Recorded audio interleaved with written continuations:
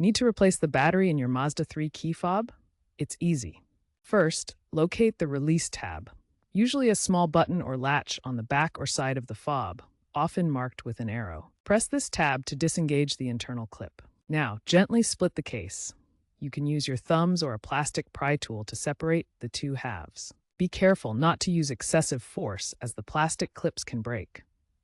This release tab mechanism has been pretty consistent since 2019, making it user-friendly. Remember, the process is designed for simple access, similar to snapping Lego pieces together.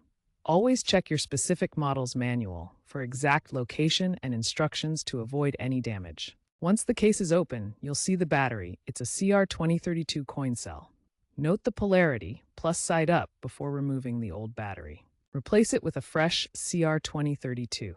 It's a simple pop-out, pop-in process, no soldering needed.